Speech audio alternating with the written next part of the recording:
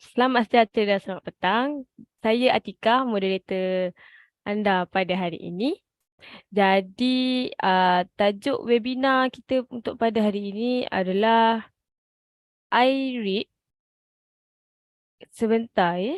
i-REIT, melabur hartanah dengan modal rendah.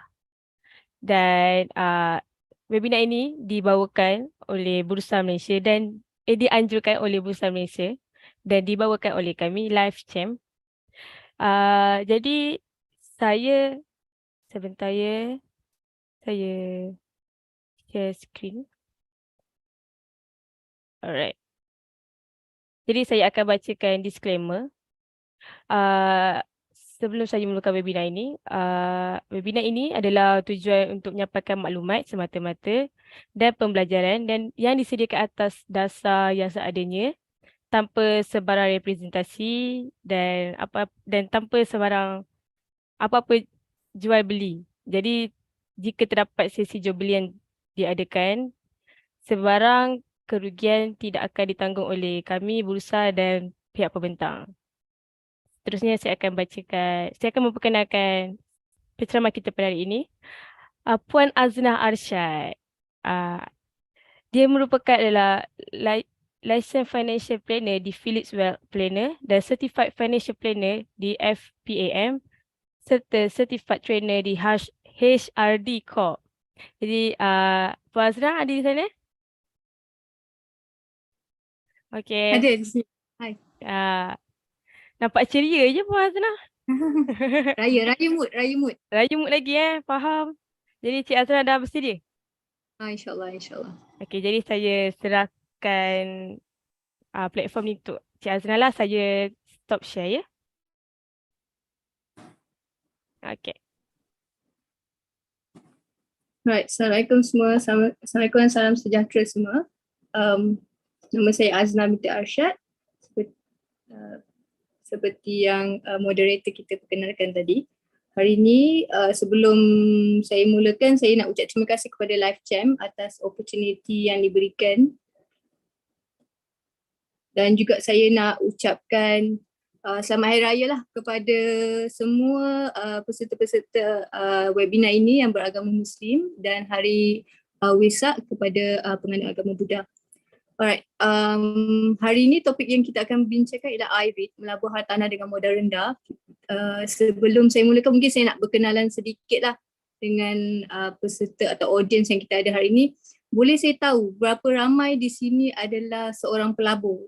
Mungkin mempunyai pengalaman melabur lebih daripada 3 tahun. Kalau ada yang telah ada pengalaman melabur lebih daripada 3 tahun, boleh tak reply chat satu? Ni, satu, okay. Alright, okay. Kita ada ramai pelabur pengalaman lebih daripada 3 tahun. Berapa ramai pula yang ada pengalaman pelaburan hartanah? Maksudnya pelaburan hartanah fizikal ke atau pernah melabur secara REIT ke? Reply saya 15? Oh, 15 tahun. Okay. Baru 15 tahun. Macam Mr. Untuk saya tadi. Macam link pula kita kan. 15, I give you 15. Okay, ada pengalaman dalam pelaburan hartanah fizikal. Okay, good. Pelabur yang baru bermula, yang tak ada pengalaman langsung, maybe 3? Ada tak kat sini yang memang tak ada pengalaman pelaburan langsung? Okay, just nak tahu, okay, macam mana nak melabur, macam mana nak mulakan pelaburan. Okay, Aisyah Taib 3, Akram Zakwan 3. Alright, okay, good.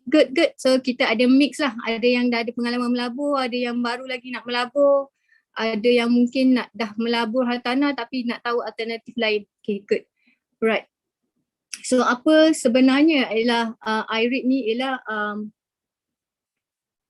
i-REIT adalah amanah pelaburan hartanah di mana modal ataupun wang pelaburan tu dikumpulkan dalam satu tabung atau satu dana dan ada pengurus dana yang akan melabur ataupun membeli hartanah komersial untuk menghasilkan pendapatan. Dia sama seperti macam unit trust atau unit amanah, cuma perbezaannya dia memfokuskan kepada hartanah komersial. Dan pulangan yang selalunya bila orang yang melaburkan daripada REIT ni, dia menjangkakan kepada dua jenis pulangan. Satu ialah dari segi pengagihan pendapatan, dividen. Yang kedua ialah daripada keuntungan modal yang terhasil daripada kenaikan harga pembelian REIT. Ataupun orang berpengalaman ni akan cakap capital appreciation lah. These two, one is the dividend and yang second ialah capital appreciation. Kalau jenis-jenis REIT ni dia ada banyak. Yang paling kita selalu dengar ialah REIT, retail REIT atau peruncitan. Sebagai contoh shopping mall, hypermarket, pusat membeli belah, premis runcit. Antara REIT yang agak dikenali sebagai contoh Mid Valley. Mid Valley di bawah IGB REIT, tapi itu bukan patuh syariah. Nanti saya akan senaraikan yang REIT patuh syariah, i-REIT. i-REIT ni maksudnya Islamic REIT, Real Estate Investment Trust. Tesco, Pavilion, alright. SH ditanya apa beza REIT dengan i-REIT. Okay, nanti akan share dengan you apa perbezaan dia. Apa lagi? Pavilion, okay. Itu peruncitan. Hotel pula dari segi hotel penginapan macam JW Marriott, Sunway Resort, maybe familiar kan nama-nama tu. Itu adalah REIT jenis hotel. Manakala perindustrian macam tanah atau bangunan industri, contohnya mungkin pernah dengar Fonterra, Indah Pura Facility ataupun Wisma Academy, ada banyak. Tapi dia akan, ini adalah contoh-contoh bangunan perindustrian yang dijadikan REIT. Pejabat, kalau pejabat ialah bangunan pejabat atau ruang pejabat yang disewakan ataupun dipajak atau lease kepada syarikat-syarikat, contohnya macam Wisma Konta. Orang Johor mungkin familiar Wisma Konta. Atau Menara Komta, Crystal Plaza if not mistaken dekat Penang. Kalau katakan itu yang keempat. Yang kelima ialah penjagaan kesihatan ataupun healthcare. Healthcare ni of course yang paling kita selalu dengar hospital lah.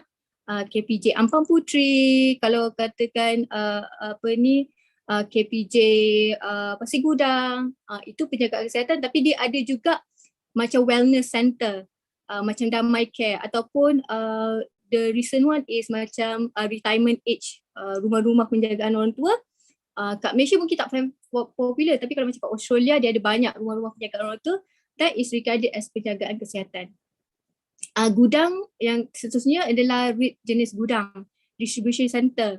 Macam Seberang Perai Distribution Center, kalau kat Shah Alam pun ada satu. Gudang-gudang ataupun warehouse, logistik area, penyimpanan, kemudahan penyimpanan that tersenarai under gudang.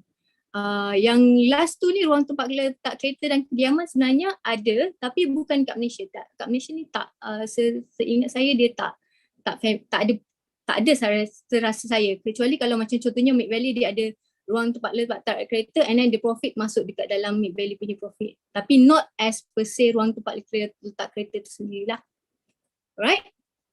So kenapa kita nak melabur dalam REIT atau i-REIT? Untuk hari ni kita akan REIT dan i-REIT untuk kelebihan dia hampir sama. Satu mampu milik. Contohnya kalau katakan mampu milik ni apa maksud dia? Kalau katakan contohnya kalau kita nak melabur hartanah fizikal, mungkin kita memerlukan modal yang lebih tinggi.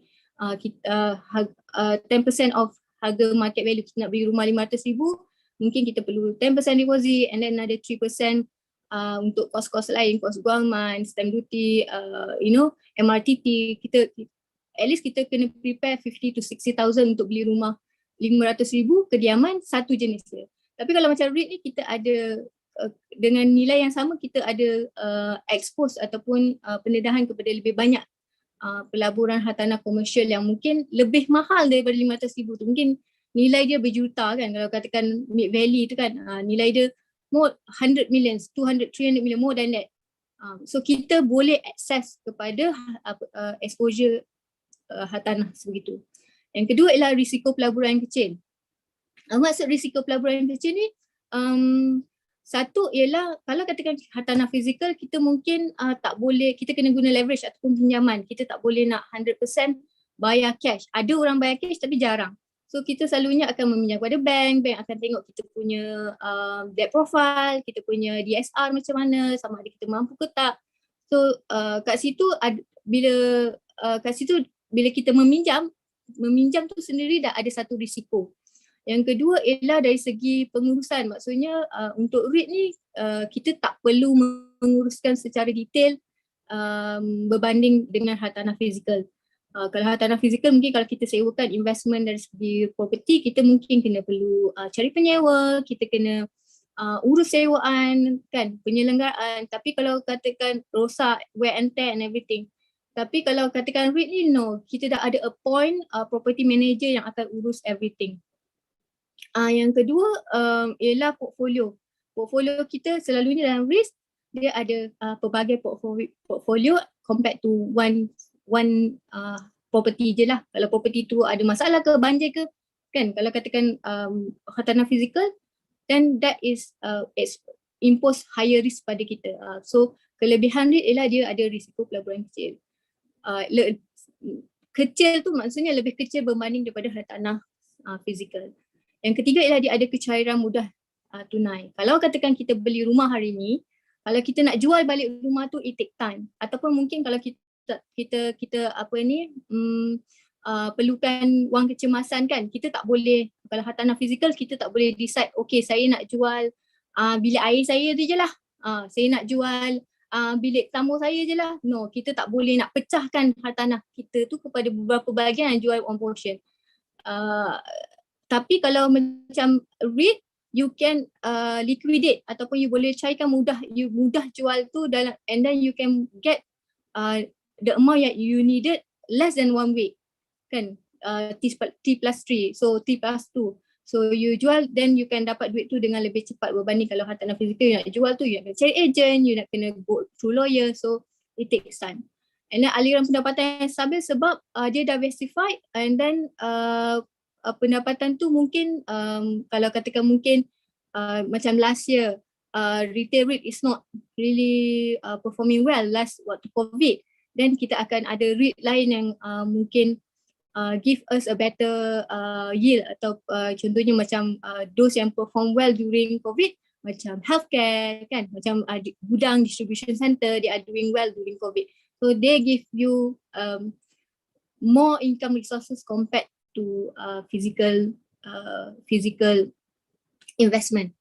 Pendapatan pasif again, you tak payah uruskan banyak sangat, you just invest modal, orang pengurusan profesional yang akan uruskan all your property at that time, all your holding units. Not kita tak adalah memiliki tanah komersial tu secara macam kita milik kita, but we are owning the units, okay?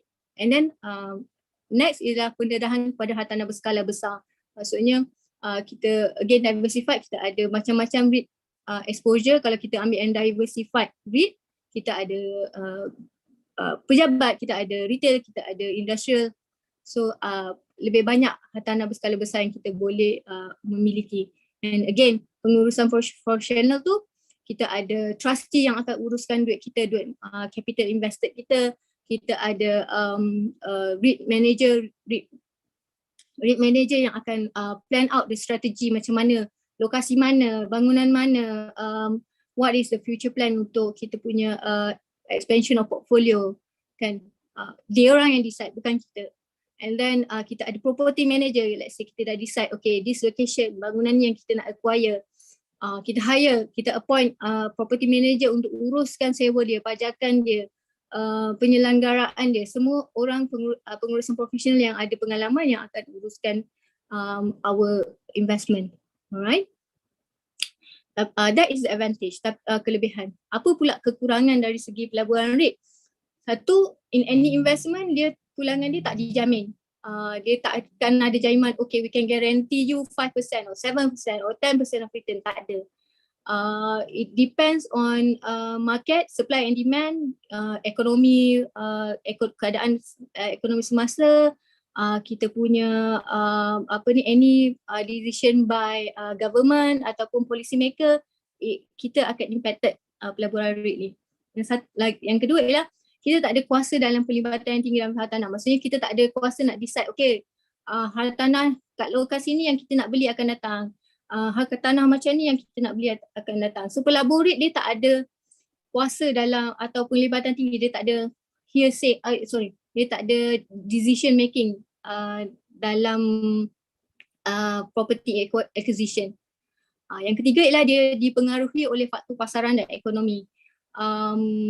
Compared to tanah fizikal where we actually own it, REIT actually sangat dipengaruhi oleh faktor pasaran dan ekonomi. Contohnya waktu COVID for example, bila kita punya sempadan negara ditutup, one of the REIT yang sangat terkesan adalah dari segi hospitality atau perhotelan.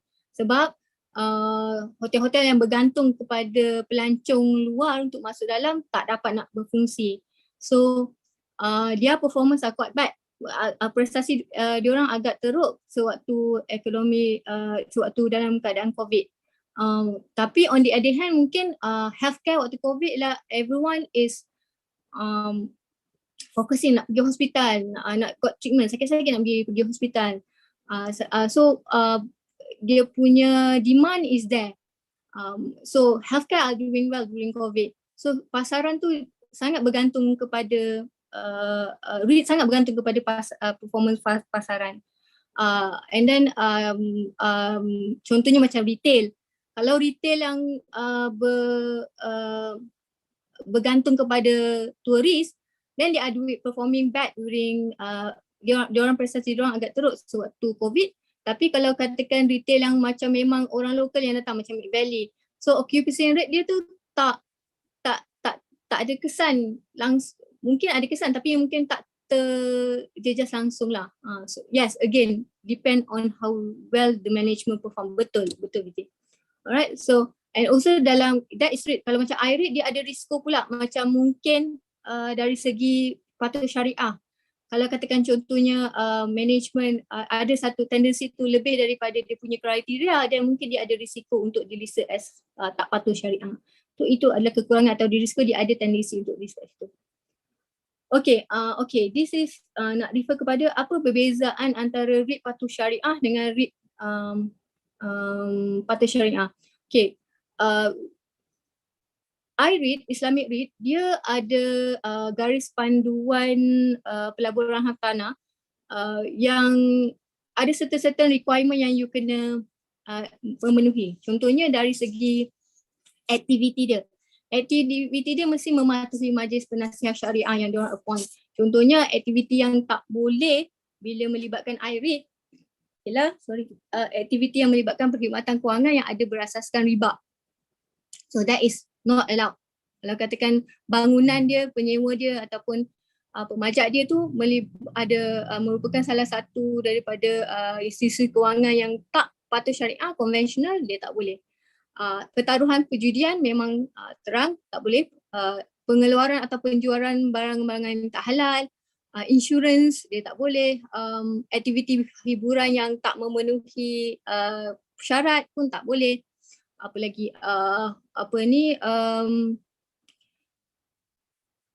pengeluaran ataupun broker ataupun kalau katakan dia jual security yang tak patut syariah tak boleh. So itu dia ada had dia daripada aktiviti yang tak patut syariah. Dia ada sekatan. Yang kedua ialah dari segi pendapatan. So punca pendapatan, kalau aktiviti tu tak patut syariah, so punca pendapatan pun tak patut syariah. So dia kena melibatkan aktiviti yang punca pendapatan dia mesti daripada aktiviti perniagaan yang patut syariah.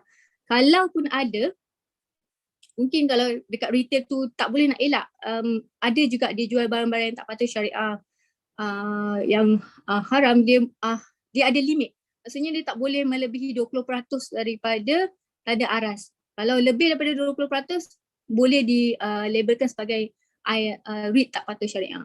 Okay.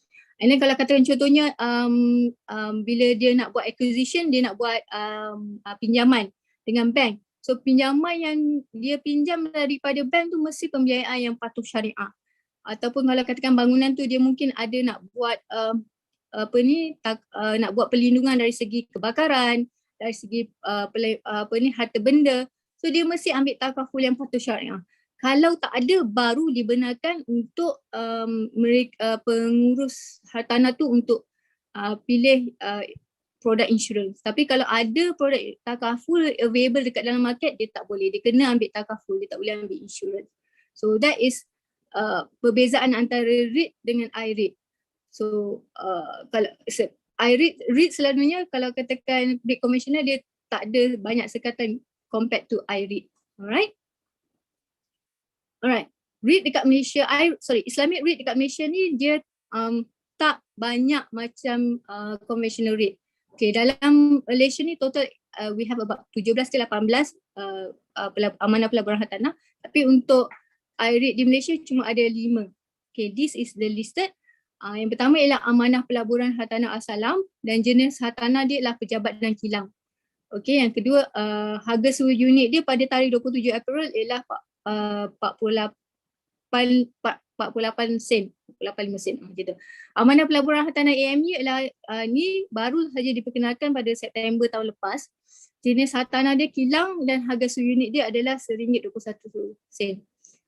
Amanah pelaburan hartanah Al-Aqah Healthcare ialah jenis hartanah dia adalah hospital, bukan hotel sebenarnya, is actually wellness center, not hotel. Sebab kalau hotel tu boleh consider as tak patuh syariah, is actually wellness center. Saya silap kat situ, sorry. Minta maaf ya. Dan harga sewa unit dia pada tarikh 27 slide ni dibuat ialah RM1.26. Dan kita ada amanah pelaburan hartanah Axis, jenis hartanah ialah gudang, pejabat dan kilang dan harga sewa unit dia RM1.89. Dan amanah pelaburan hartanah KLCC which is harga seunit dia RM7. Okay. Macam mana nak kenapa macam tajuk webinar ni kan hartanah modal rendah. Kenapa kita katakan hartanah modal rendah? Sebab okay, katakanlah kita berminat dengan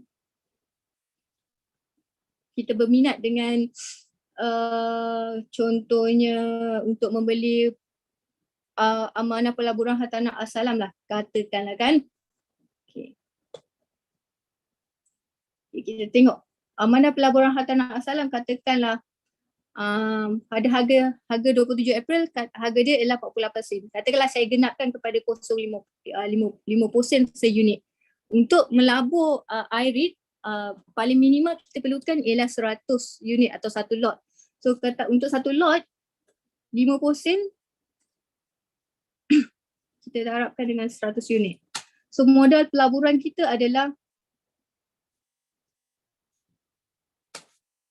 RM50. Itu modal pelaburan lah.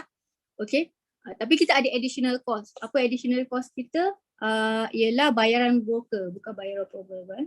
Okay, bayaran broker ni sebenarnya depend kepada broker kita. Dia ada tak sama. Tapi katakanlah generally kita kata dia ada selalunya 8% ataupun minimum RM8. So katakanlah daripada harga modal. So 0.08 kita darab dengan kita punya unit. So it's actually RM4. So RM4 tu tak memenuhi minimum RM8. So kita kat sini rather than RM4 kita kena bayar RM8. Dan cukai kerajaan SST selalunya ialah 6% daripada nilai bayaran broker. So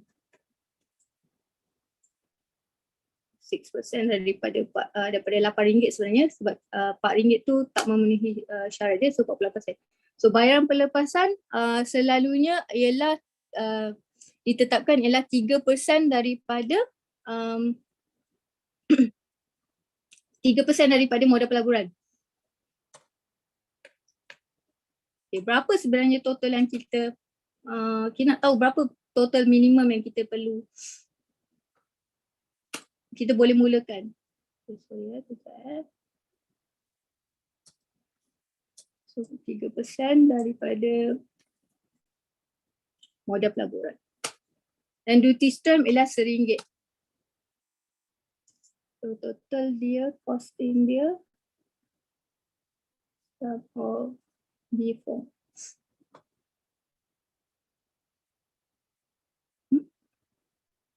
Sum for B4.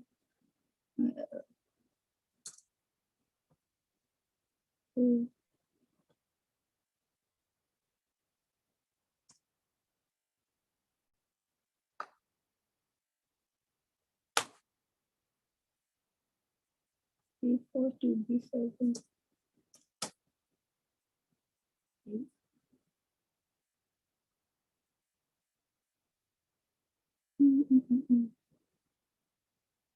Sekejap ya. Kita katakanlah okay, saya letak ni tambah RM4. Okay. So total pelaburan kita adalah RM56.90. That is the minimum amount. Apa cost? Ialah dengan RM60 kita dah boleh membeli satu, kita dah boleh memulakan pelaburan REIT.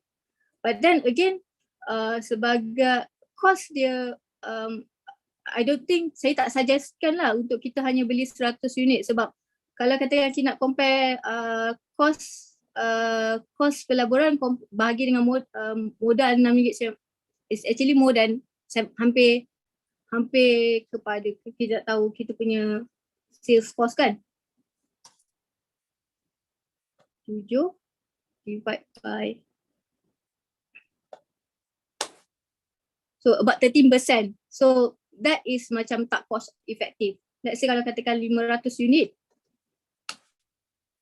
bayaran broker is 0.08 sen darab dengan 500 unit, RM10 dan cukai kerajaan ialah 0.06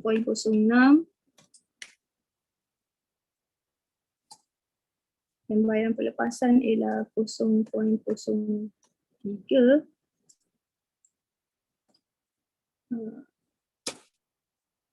Duty stamp sama sebab duty stamp untuk 1,000 unit yang pertama memang RM1.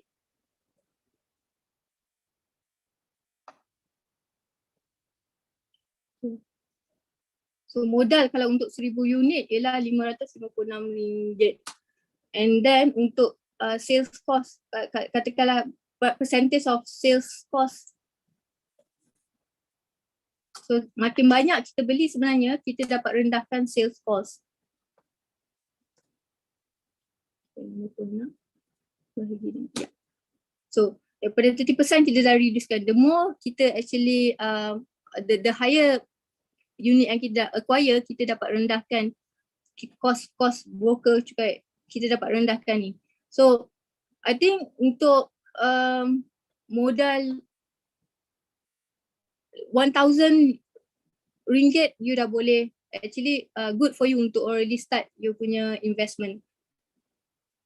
Compared kalau you nak hartanah fizikal, dan you actually kena perlu melabur dengan amount yang lebih tinggi lah.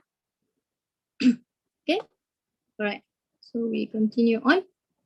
Okay. Sorry. Okay. So untuk strategi pelaburan REIT ni, kalau katakan kita tengok ini adalah asset allocation portfolio daripada yang dikeluarkan oleh JP Morgan. Kita boleh nampak yang tak ada satu pun pelaburan yang sentiasa ada kat atas. Walaupun this is a global punya performance, dia kalau kita tengok from 2007 to 2021, dia punya persesi those who are performing well kat atas ni berubah-ubah. But kita boleh nampak macam REIT kan is a consistent. REIT dan equity give a consistent performance as compared to others. So mesti ada rather than kita fokus on satu jenis pelaburan, it's good kalau kita ada kepelbagaian dalam pelaburan ikut kita punya risk profile. If we are moderate, then if we are conservative, then mungkin kita ada lower exposure dekat equity, tapi mesti ada. Sebab kalau over the years kan, kalau kita tengok those yang ada asset allocation, yang ada portfolio yang pelbagai, dia ada REIT, dia ada cash, dia ada community, dia ada saham, dia ada equity, their performance is always dekat sini. Unless compared to yang just focus on one type of investment kan, contohnya macam commodity kan, at certain time dia sangat perform, but at certain time sangat volatile, dia sangat kat bawah. So it's good kalau katakan when we start investing, kita mesti ada some sort of portfolio pelaburan. Contohnya kalau kita pelabur mula, mungkin kita sedikit konservatif atau moderate, kita tak ambil equity atau REIT sangat, tapi kita start dengan mungkin REIT percentage dia mungkin 40%, equity 20%, and then the rest mungkin cash. Or mungkin kalau kita dah ada pengalaman lebih tinggi, dan equity will have a higher portion, mungkin about 60%, then REIT maybe 30%, then cash mungkin 10%. So it's good to have, don't put all eggs dalam one basket kan.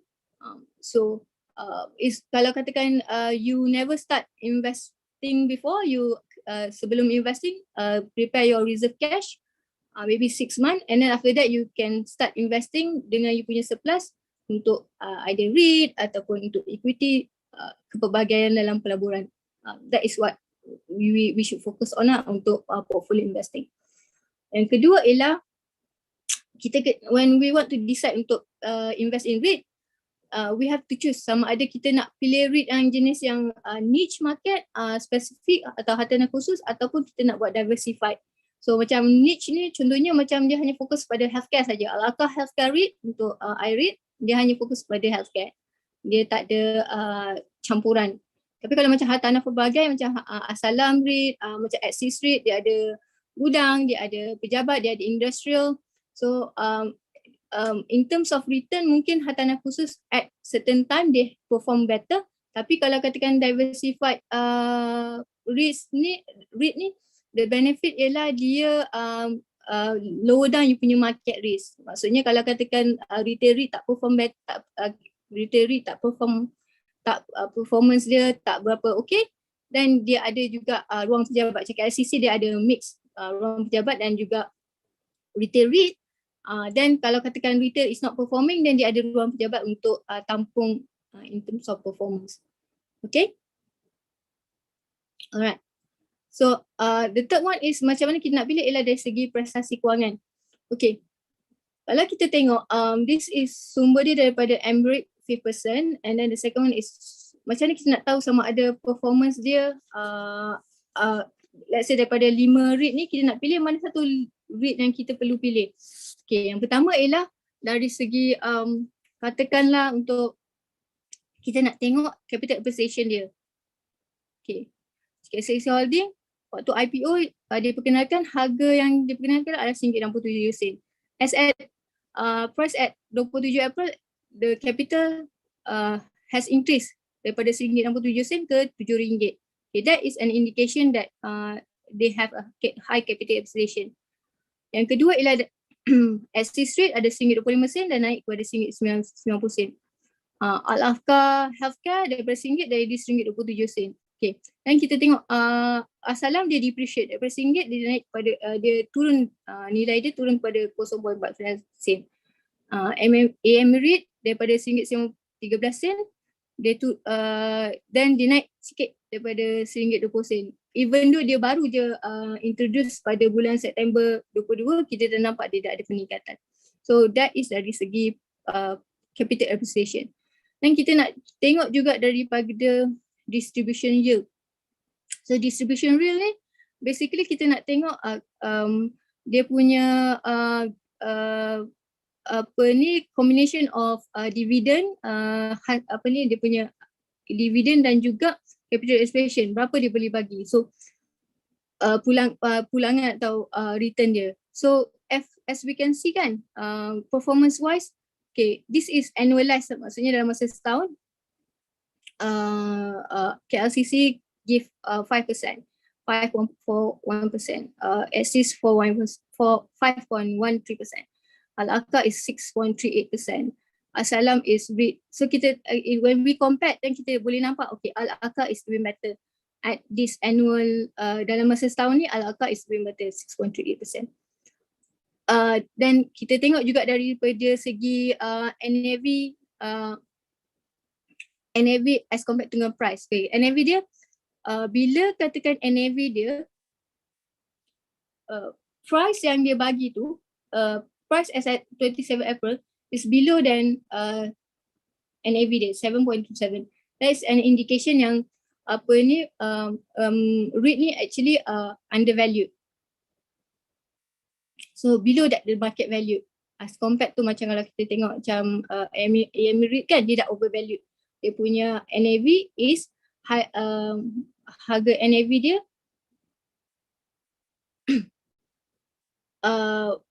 yang ini lebih tinggi. So kat sini dah kira overvalue. Okay, that is dari segi NAV. So kita nak cari ya harga dia lebih rendah daripada NAV dia. So to indicate that this REIT is actually market value. Another indicator yang kita nak tengok ialah daripada segi gearing ratio. Gearing ratio ni pinjaman dia. Berapa banyak yang dia dah pinjam daripada aset dia. Total aset dia tu berapa percentage yang modal dia pinjamkan. Indikator dia lah, dia mesti tak lebih daripada 50%. Kalau kita tengok Al-Aqah Healthcare dan Al-Salam, dia dah mencapai hampir 50%. Indikator dia tak boleh buat pinjaman lagi untuk expansion. Kalau macam i-REIT, dia punya gearing ratio ialah 8%. So maksudnya ada banyak lagi modal untuk dia buat pinjaman untuk expand dia punya portfolio. So kita that is indicator lah. Okay, kalau katakan macam yang dah nak capai 5% ni, maksudnya expansion dia tu tak agresif lah as compared to those yang macam a lower number. And then dari segi annualize. So annualize ni kita nak tengok okay performance dia. If let's say kita ada portfolio lain macam unit trust ataupun saham lain, kita nak tengok dia punya annualized performance dia. If we look at 1 year annualized return, kita boleh nampak KLCC Property Holding dan Al-Aqah Healthcare is performing better as compared to the rest. Tapi if we look at a long term punya view, then Axis REIT is untuk 10 tahun punya annualized return. Annualized return ni dia kira both capital appreciation and capital gain and also distribution. Then kita tengok Axis REIT is performing better in the long run dalam masa 10 tahun. So yang ini semua ni is actually available, kita boleh tengok dekat Morningstar. Nanti saya tunjukkan macam mana kita nak tengok Morningstar, how kita nak screen atau how kita nak pantau kita punya pelaburan. Okay. Perkara lain yang perlu dipertimbangkan ialah mungkin daripada kualiti pengurusan dan struktur corporate REIT. Kita nak tengok rekod prestasi pengurus dia. Kita tengok dia punya laporan tahunan. Dalam laporan tahunan tu kita boleh tengok dia punya all this financial information. Kita boleh juga tengok occupancy rate dia, sebab dalam REIT ni occupancy rate is important. Kita nak tengok sama ada hartanah yang kita pelaburan kita dalam hartanah ni, occupancy rate dia, bangunan dia tu penuh ke tak? Ada performing well. So satu indikator tu kalau kita pergi, contohnya kita tak baca laporan tahunan pun, kita pergi kat Valley, kita tengok ramai orang ke tak, parking penuh ke tak, ataupun certain any compared dengan another shopping mall. So kita dekat situ kita boleh tengok okay kadar occupancy rate dia tinggi ke tak. The good number is 90% and above lah. Dekat dalam laporan tahunan kita boleh tengok okay berapa percentage of occupancy rate dia. Dan kita boleh compare dengan tahun-tahun sebelumnya, how do they perform well. Then let's say in future kita dah labur dalam satu pelaburan tu, Al-Aqah contohnya, Al-Aqah Healthcare, kita nak tengok okay tahun ni 100, tahun depan macam mana dia punya occupancy rate dia, sebab REIT dia punya prestasi dia tengok juga pada kadar penghunian.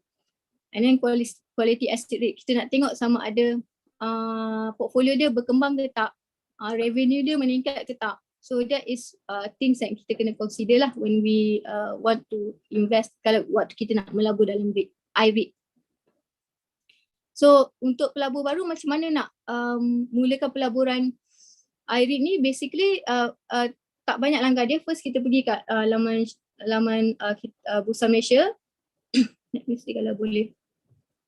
Okay, kita pergi dekat Bursa Malaysia dan kita tengok okay list of party, this is all the broker listed. Contohnya broker-broker dekat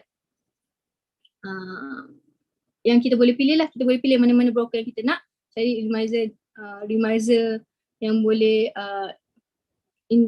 guide kita macam mana nak buka account CDS. Kita kena buka account CDS. So for example lah, contohnya okay this is all the list. Katakanlah contohnya kita pilih just one company lah, katakan one company. Okay, so get started, kita open account. So share investor like that lah. Okay, and then bila kita dah pilih syarikat broker yang kita nak, kita follow dia punya macam mana guide dia macam mana dia nak buka CDS account, and sediakan dokumen and everything. And then tadi kita dah choose which REIT yang kita nak pilih, and then modal kita kena masukkan lah, berapa modal pelaburan kita nak pilih. And we can start mula melabur lah. They will give you one trading platform macam ni. Then you can start choose your punya i-REIT investment yang you nak. Okay, memantau dan menilai proses i-REIT, as I mentioned just now, kita boleh, satu ialah kita boleh pantau daripada laporan tahunan dan 10 tahunan. Kita dah pilih REIT yang kita nak labur dan kita pantau lah laporan tahunan. Dekat dalam laporan tahunan tu kita boleh tengok dia punya all this performance, dia punya yield dia berapa. Mungkin ada setengah i-REIT tu dia bagi dividen lebih dari on quarterly basis. Maksudnya setiap quarter dia bagi. So atau ada special dividen yang dia akan bagi. So yang tu all this is actually in annual report. Yang kedua ialah melalui portal research portal seperti Morningstar and Bloomberg. So macam mana kita nak cari information yang macam saya provide tadi. So kita buka kat Morningstar. Let's say kita pergi dekat website Morningstar. Morningstar Malaysia, jangan pergi kat Morningstar Global. So myMorningstar.com.my, and what we do is we pilih dekat equity. Okay. Sekejap.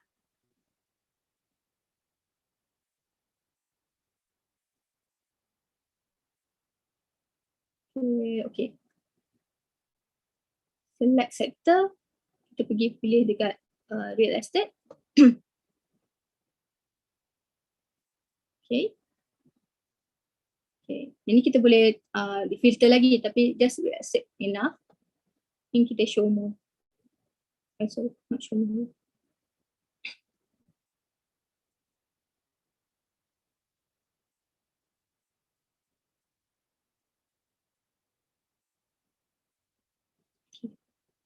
So this is all the listed REIT, syariah dengan non-syariah. So kita boleh tengok contohnya Al-Aqah Healthcare. Short term performance dia, one day return dia berapa? Okay, sekarang ni nilai dia ada drop. Okay, percentage of drop. So long term performance dia berapa? Kita nak tengok. Okay, 27 April hari tu dia kasih number lain kan. So 1 year annualized daripada tarikh hari ni sampai tarikh 5th May of 2022. Berapa annualized dia? So kita ada setahun, 3 tahun, 5 tahun and 10 tahun. Tapi as investor kita kena remind ourselves lah, like past performance is not indicator performance sebelum ni performance lepas bukan adalah petunjuk untuk performance akan datang. So dari segi growth. So kat sini kita boleh tengok. Kalau kita nak tengok harga yang kita beli tu. Contohnya harga yang kita beli tu is harga tu is it harga yang terlalu tinggi atau harga yang so quite reasonable. So kita pergi tengok dekat kita boleh pergi kat bursa marketplace. Pergi dekat bursa marketplace dan pergi dekat share market, pergi kat REITs dan pilihlah. So let's say macam hari ni harga dia 126. So kita tengok what is the lowest and what is the highest. So let's say kalau katakan harga hari ni dah RM1.34 or RM1.35. So meaning the price is actually at the higher range compared to dengan dia pernah low as RM1.17. So kita nak tengok harga dia. Okay. So this is bursa marketplace, fund price. Bloomberg pun boleh juga kalau kita nak buat kita nak search. Contohnya search Al-Aqah.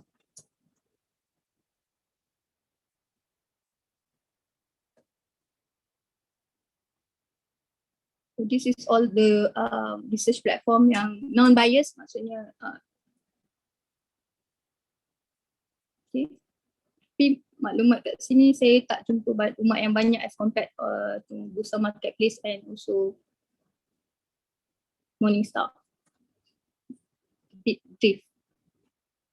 Kalau katakan kita pergi dekat dia punya website pun, kita kalau nak tengok dia punya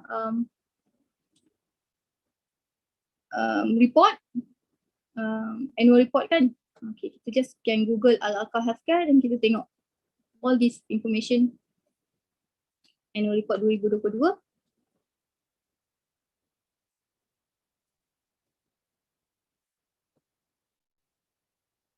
Sometimes certain dia akan bagi snapshot atau highlight. Maksudnya kita tak perlu nak go through the whole annual report. Dia dah tolong macam ni 2022 highlight, dia dah beritahu dah berapa property value dia. Kalau kita nak tengok sama ada property value dia dah ada meningkat ke tak, dan kita tengoklah 2021 punya annual report.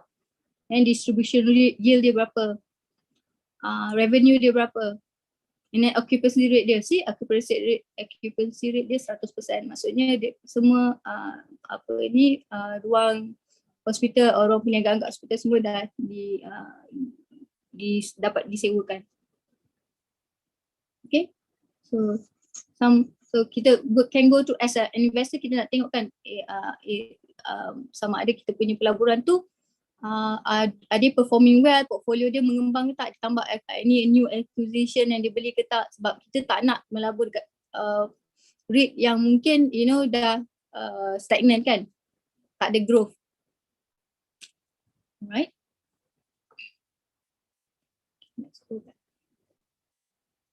So I think that's it for now. Just nak share, this is under Bursa Malaysia, diorang ada okay, share.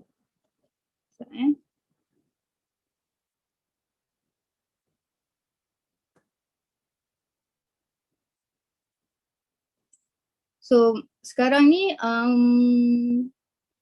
Bursa Malaysia dia ada macam some sort of promotion lah. Dia kata untuk pelaburan REITs and ETF, dia ada campaign lah that siapa yang join ni mungkin ada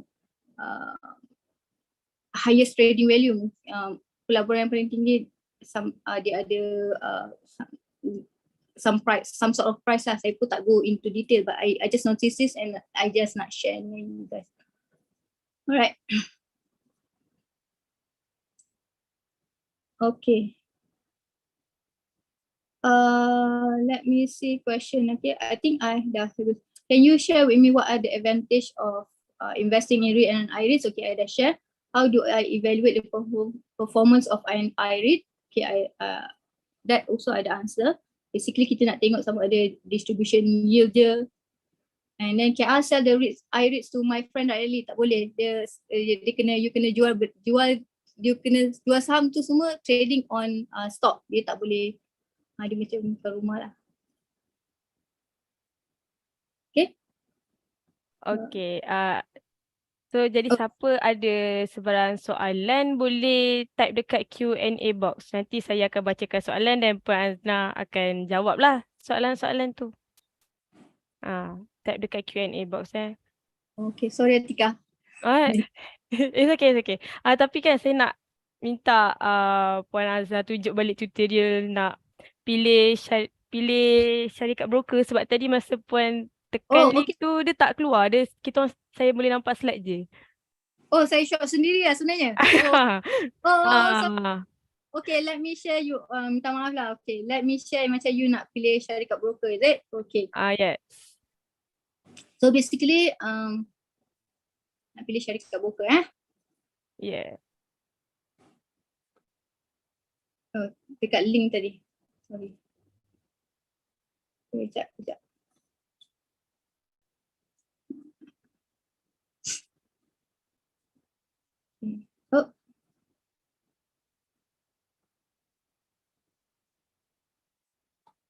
Okay, link. Alright. So pergi kat Bursa Malaysia, trade dan brokers for equities. Nampak tak Atika? Ke short sendiri lagi? Nampak. Okay, so brokers for equities. So all this lah. So different broker dia ada different requirement and different charges lah. So tak semestinya dia akan charge 8% ke 8 ke, depend on broker. You can go to each broker and cari advisor yang boleh advise you lah. Okay, Alright. faham. Saya ada soalan dekat Q&A box. May I know how is the interest rate will affect the rates?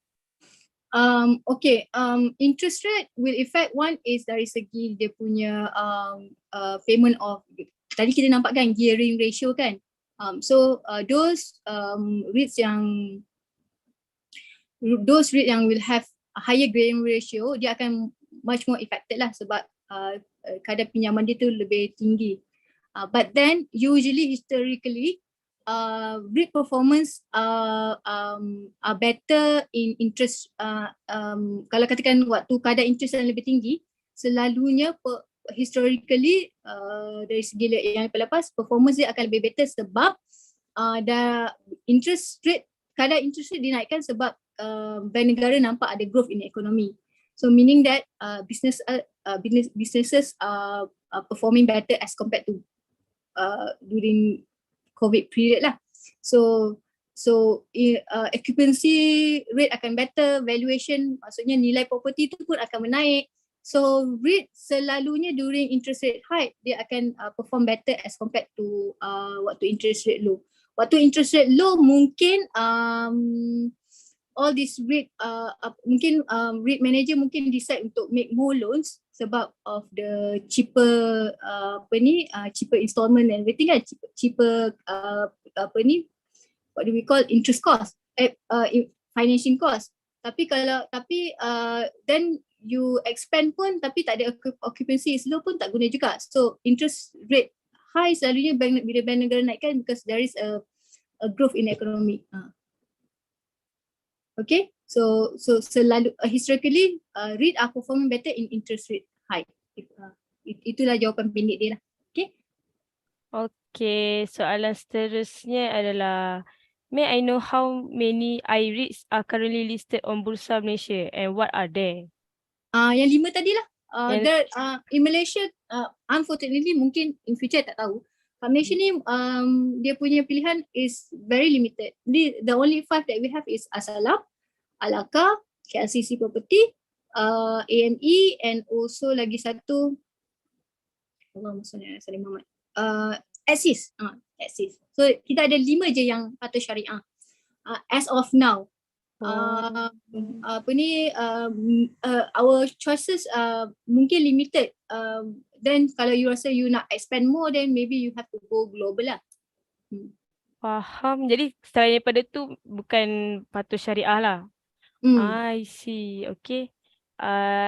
Lagi satu, what are the investment criteria for syariah compliant REIT? Investment criteria macam saya share tadi, they have limitation. The REIT itself dia tak boleh melabur kat tempat-tempat yang tak patuh syariah. Tapi kalau macam as a pelabur, Muslim ke non-Muslim ke semua boleh melabur dalam REIT or i-REIT. But as a REIT manager dia tak boleh beli hartanah yang they have, that they bought and dia nak listkan kepada orang, dia tak boleh listkan kepada those activity yang tak patuh syariah like banking, conventional banking, insurance, perjudian, hiburan, all those alcohol dia tak boleh. That is the limitation. Faham. Okay, lagi satu, how do I know if a REIT is a syariah compliant? One is kalau you pergi kat bursa, they listed as i-REIT. Another two is selalunya i-REIT ni dia ada penasihat syariah. And kalau you search Islamic REIT,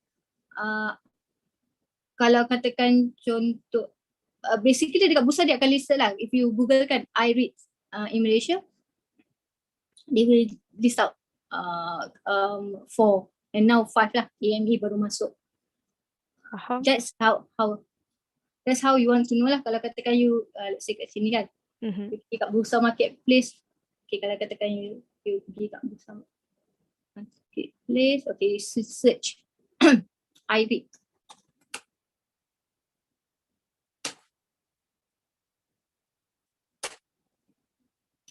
This is, or you search i-REIT Malaysia. Okay. Syariah compliant real estate investment. Cuma kat sini dia tak masukkan logo dah. Dah? Tak ada. 1, 2, 3, 4. AME dia tak masukkan.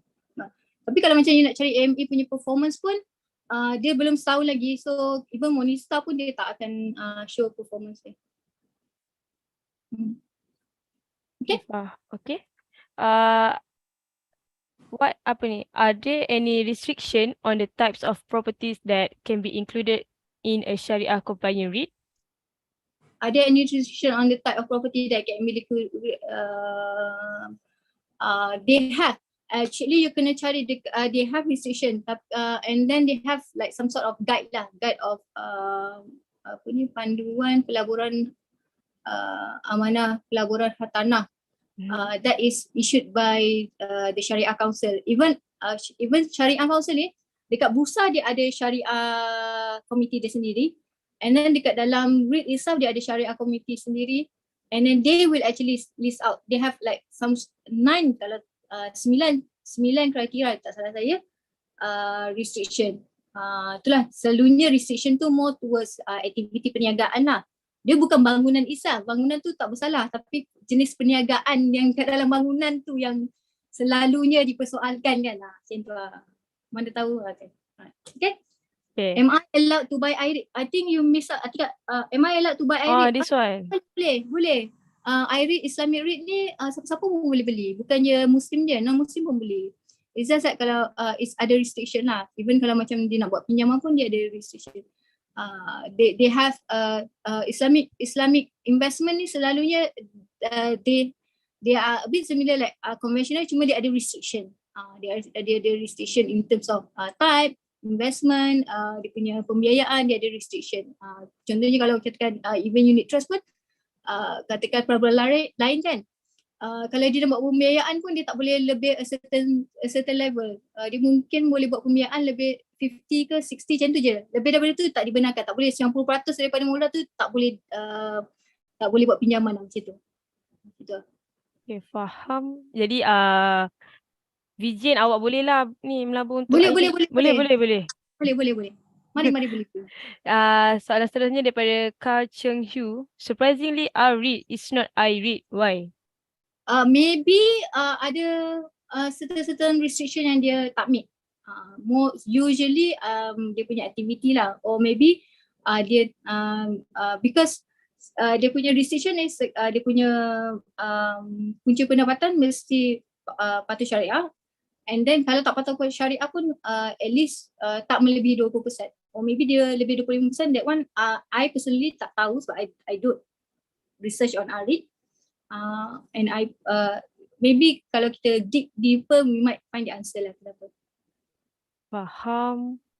Is dividend for REIT and i-REIT stable? Is that possible for REIT not paying any dividends because they are not able to make profit? The dividend is quite stable as compared to others sebab dia punya punca pendapatan ialah daripada sewaan dan pajakan, and sewaan dan pajakan usually on long term basis. Let's say 5 years, 10 years, 99 years. So dia punya is the lease is a long term. So the tenant tu you have that kind of tenant lah. Kalau katakan ada reduction pun maybe not that much. So kalau katakan next year something happen pun the tenant is there. Mungkin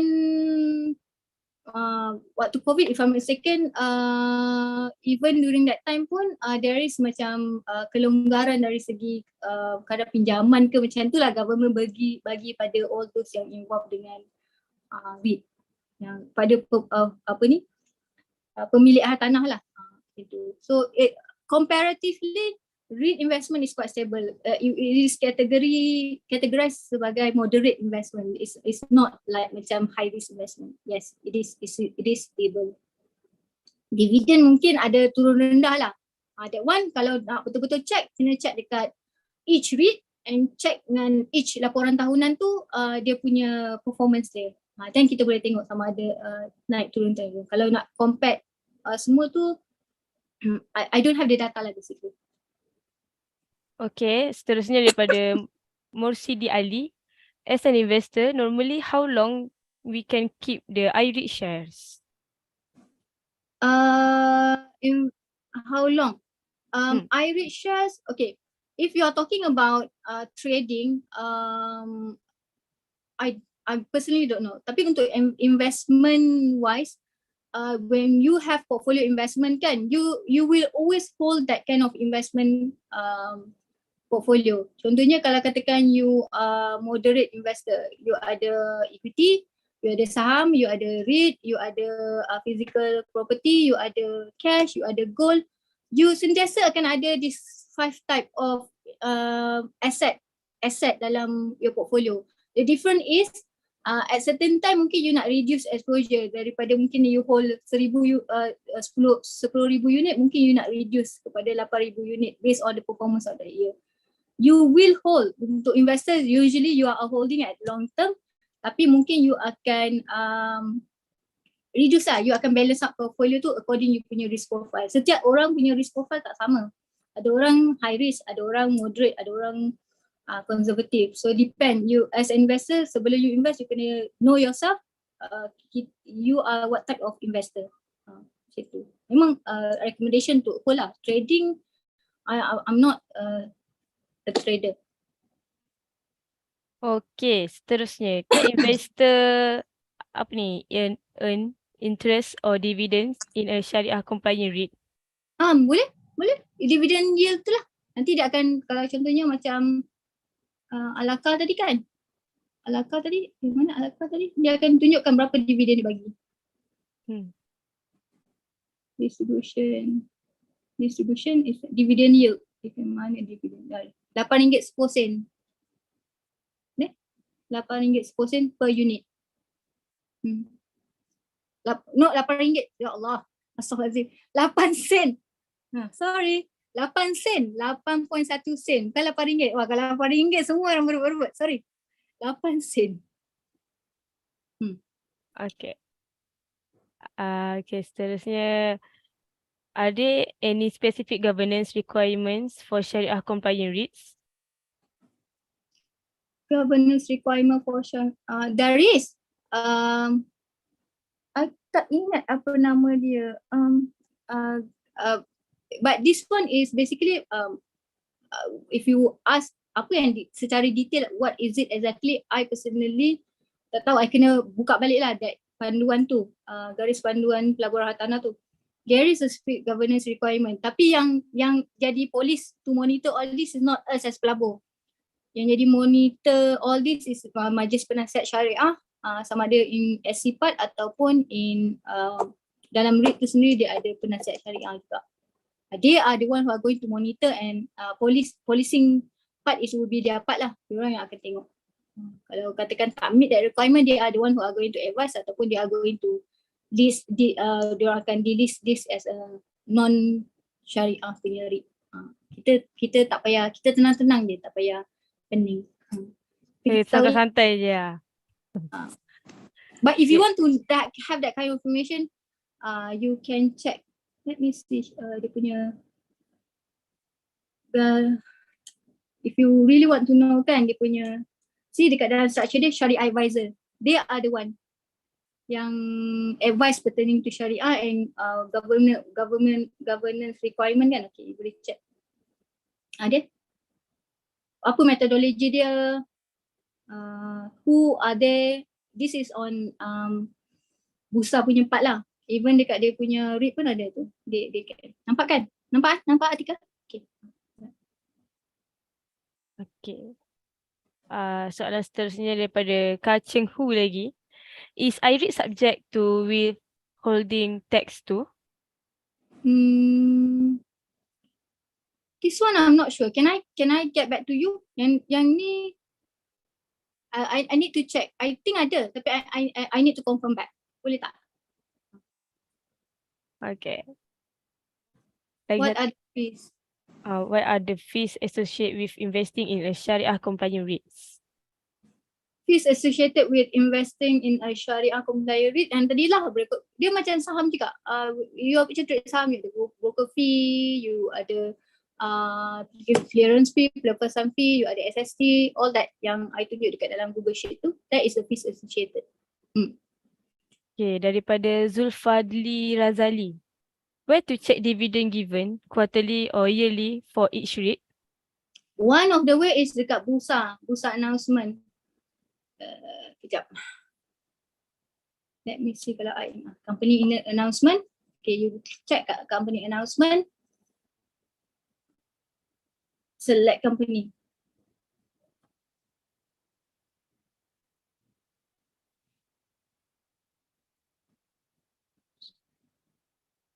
Nama company you kena set.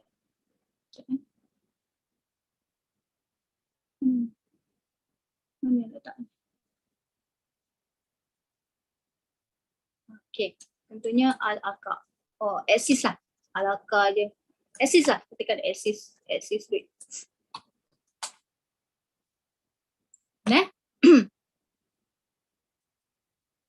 Search. So dia akan tunjukkan semua dah income distribution. Jadi kat sini. Tunjuklah berapa. Okay.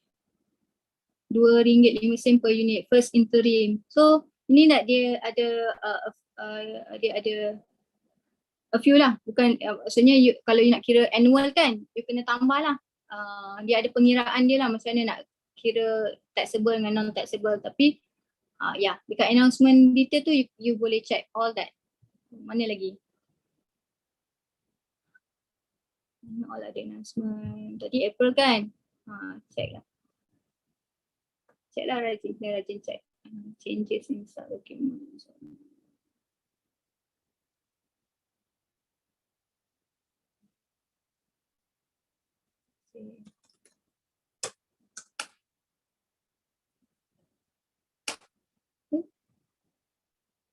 Income. Ada?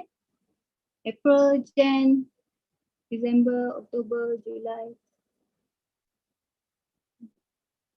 Okay. I hope I answer your question. Okay. Itu maksudnya kalau nak tahu kan macam mana kan dah dekat company announcement.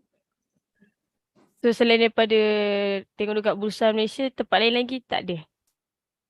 Boleh tengok dekat this is kalau dekat Bursa is official announcement lah. Kalau katakan nak tengok dekat sini pun boleh juga, dekat Morningstar kan, boleh juga, but better dekat company announcement ataupun dekat dekat Bursa ataupun dekat company website itself lah, lebih official kan. Faham. Okay. Jadi soalan seterusnya, can investor hold shares in a syariah compliant REIT as a part of their retirement savings? You can, tapi it depends on you punya when you retire, right? Supposedly you are no longer a high risk punya investor. You should be either moderate or conservative kan. So you should be able to have, you can put i-REIT or REIT as part of your portfolio, but maybe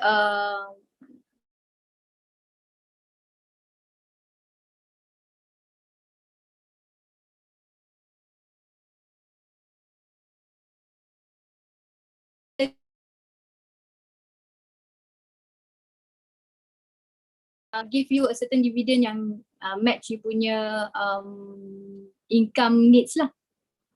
Boleh you can put, tapi tengok balik you punya risk profile and also you punya retirement fund needed kan, because you before investment you must also have cash reserve and everything kan. Okay. Seterusnya, can syariah compliant REITs used to diversify an investment portfolio? Yes. As I said, kalau you tengok dekat JP Morgan punya table kan, REIT and equity performance you are quite kalau dia tak jatuh banyak lah, maksudnya their performance during that bad time pun is quite stable, tak volatile sangat. you boleh, but again macam my advice is now, tengok you punya risk profile berapa percentage that you nak letak towards you punya investment portfolio. Maybe 20% or 10% or 60%, depend, you kena evaluate balik you punya risk profile. Okay. How do Syariah compliant REITs compare to other types of Syariah compliant investment, such as sukuk? Do you mean by comparison of return atau comparison of sebab sukuk is more towards pada conservative. Macam saya cakap tadi, because I always advocate untuk portfolio investment. You can put a few sukuk, can be cash, sukuk, REITs, equity as part of your investment. Cuma berapa percentage yang you nak letak dalam you punya tu. How do they compare? Sukuk is basically much more dari segi volatility, dia tak turun naik sangat lah, dia quite stable. Cuma dari return selalunya sukuk give a lower return as compared to REITs, i-REITs. How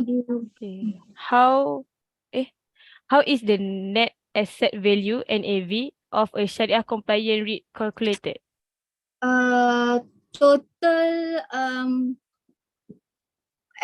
Total value bagi dengan dia punya total unit distributed. Yeah. Okay. If I don't have so much of money, may I know what is the minimum investment required to invest in a Syariah compliant REIT? You can, as per calculation kan, you can invest with RM100. Cuma, I don't advise dengan RM100 lah, sebab dia punya cost of investment tu tinggi compared. Kalau you perasan tadi dekat dia punya di sini kan, cost of investment with RM100 with total investment, you can start dengan investment RM57. Tapi total cost of investment tu 13% of you punya, daripada you punya total. So I don't think it's worth it lah. It's quite high. Sebab you banyak ni kan, banyak membazir kat situ lah, so the higher. But you can start with RM100. You can untuk belajar. If you are new, nak belajar macam mana nak melabur kan, RM100 is sufficient. But I don't recommend lah. Try, I don't recommend lah. So basically lagi banyak kita melabur, dia lagi okay lah daripada. Dia akan reduce dia punya investment cost lah. So dia macam berbaloi sikit lah. Faham. Okay. Daripada Zakaria Muhammad. Foreign and local institution interest to invest with REITs? Yang ni, I think kalau nak betul-betul tahu, kena buka dia punya laporan tahunan lah, tengok siapa dia punya higher investor kan. I'm not sure. I'm not sure myself. Okay. And then, can i-REITs invest in properties outside Malaysia? Ada, tapi yang tu if I'm mistaken, kalau macam healthcare, Al-Aqar dia ada, even retirement center dekat Australia if I'm mistaken. Healthcare, they can. Boleh. Tapi it depends on dia orang punya management lah, whether they want to decide. They are the one who, REITs manager are going to decide who is going to, what is their punya strategy. Okay, one of the thing that you boleh tengok dekat dia punya annual report is what is the strategy in future. Rather than you assume kan, selalunya dekat dalam dia punya report ataupun dia orang punya quarter report, dia orang akan mention dia orang punya strategi. Okay. Dekat Q&A box dah tak ada soalan. Siapa ada soalan tanya je. Saya boleh bacakan. Boleh. Ada soalan dekat chat. No such thing bumi and non-bumi REIT, right? No such thing as non-bumi and bumi REIT. Yang ada syariah dan non syariah je. Mungkin you are thinking macam ASB kan, ASB untuk bumi je. Tak ada. Oh. Okay, ada soalan. Will the GDP growth and inflation impact the performance of i-REITs? Will GDP growth market will have an impact. How big is the impact? I'm not sure. Yeah, they will have usually risks because risk will play. Most of the people yang lease atau rent in REIT kan yang yang menghuni risk ni ialah perniagaan. So if let's say inflation is high, then cost and then let's say cost of borrowing ataupun import and export, it will impacted the business itself. So bila impacted the business, then it will impact the ability untuk tenant to stay or not. So ada, but how big it is, I think tu kena tanya fund manager or REIT manager. Okay. Betul. Saya ada ni mungkinlah soalan lah kot. Okay, is daripada Zakaria Muhammad, is market maker involved in REITs? Again macam soalan Miss Market Go maker, tadi, Mr. Go ke, I don't know how big it is, may have, tapi I personally tak tahu for sure untuk bagi you jawapan yang a sure answer. Yeah. Okay, ada soalan lagi. What is the investment strategy of i-REITs and how is it implemented? Macam tadi, one is the first one, if you want to put in your portfolio, you decide kalau katakan you are moderate or high risk investor, then you can have a higher, katakanlah contohnya what I mean is, katakan you ada 1 juta. 1 juta tu kalau you letak dekat okay, untuk modal rendah, okay sorry, okay this session is untuk modal rendah kan. Katakanlah you ada 100,000. Takkanlah 100,000 letak kat REIT kan. So the first strategy is berapa allocation yang letak daripada 100,000 tu, berapa allocation yang letak kat i-REIT. And kedua ialah whether you nak choose what type of REIT. Daripada i-REIT 5 i-REIT tu, whether you nak pilih yang niche ke ataupun diversified, which one yang you boleh tolerate. Niche selalunya dia boleh bagi higher. And then the second one is daripada 5 REITs tu, performance macam mana yang you nak. You kena tengok dari segi, is it capital appreciation? Are you looking at capital appreciation or are you looking at dividend yield or are you looking at both? Kalau you tengok kat capital appreciation, you tengoklah yang the capital growth kan, harga dia daripada harga permulaan dan harga sekarang berapa banyak dia naik. Kalau you nak tengok dari segi dividend, you tengok kat dividend yield dia. Are they giving consistent? Because REIT selalunya bagi 5 to 7% of return annually. So are they meeting you punya requirement? Or kalau you nak tengok both capital and dividend, dua-dua you nak tengok. Then you tengok kat distribution, which one is give the highest the better. Okay, that is the strategy you nak choose. Then bila you dah choose berapa percentage, or mungkin you pilih satu je, or mungkin you pilih 2 REITs out of that 100,000. Katakanlah you are moderate, you ambil 50% or 30%, 20% kat equity or 40% kat equity. So daripada 20,000 tu, you nak split lagi dua jenis REIT you nak melabur. Then you monitor pula performance dia dekat annual report. So every year you kena, as an investor, you have to first re-evaluate your risk profile, and then also you kena re-evaluate you punya investment. Mungkin you nak kena kira each and you kena track all the progress of your investment. Ya, ada soalan lagi daripada Zulfadri Razali. Is REIT highly exposed to speculation, manipulation?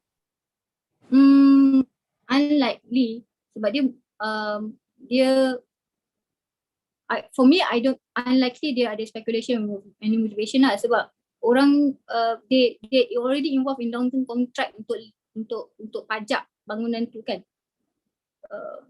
Maybe they have impacted lah, but I don't think they impacted big impact on them. dari segi political if you're thinking lah. Then you kena tengok lah board of management dia macam mana. Is there any political person kat situ ke tak ke? But I don't think so lah. Okay. Saya sebenarnya ada soalan satu lagi daripada saya. Sebab saya tertanya-tanya. Kalau nak beli aset kan, okay. Dia ada tak macam satu macam syarat daripada pihak bank sendiri, macam dia sekat ke macam minimum dalam bank, minimum apa yang pendapatan untuk beli, untuk Ini melabur. hartanah fizikal ke atau i-REIT? i-REIT. Untuk Tak i-REIT. ada, dia tak Tak check ada. pun. That's why Oh, dia tak check pun. faham. Hmm. Tapi kan kalau macam, kan kita dah melabur kan, lepas tu kalau kita bankrupt, apa Then jadi? Apa jadi? bankrupt is another issue lah. Sebab kalau bankrupt, bank akan tengok the court will tengok all your asset kan, sama ada, then they will akan liquidate all your asset untuk bayar kepada you punya debtor kan. Sebab selalunya bila you dah bankrupt, you are not entitled to any, you dah tak boleh masuk any contract. I don't know lah. I belum lagi, bukan belum, I tapi selalunya kalau you bankrupt, they will liquidate all your asset. I see. Okay. So, saya rasa setakat ni je sesi soal jawab kita. Ada lagi daripada Vijayanara. Who get paid first when bankruptcy occur? Yang ni, I'm not an expert. Tapi your debtor lah kena paid first kan. I'm not an expert in bankruptcy. Tapi if I'm mistaken, your debtor lah dapat dulu kan. Okay.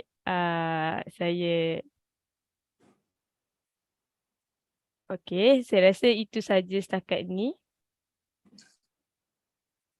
Okay.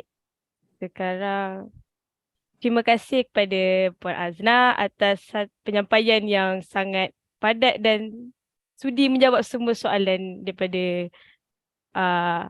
semua orang lah kat sini. Saya pun dah faham lah sedikit sebanyak. Saya pun rasa macam nak melabur dah lepas ni. Melabur. Melabur. Okay.